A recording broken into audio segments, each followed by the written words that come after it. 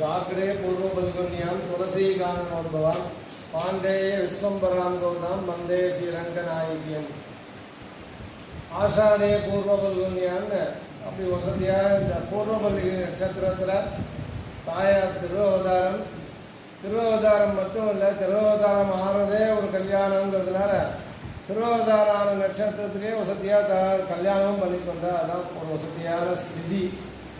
அது என்னன்னா ஸ்ரீவில்லிபுத்தூர் அவதார ஸ்தலம். ஆனால் உபாசனையில் கண்ணனின் மாயவன். அந்த கண்ணன் யாரு அப்படின்னா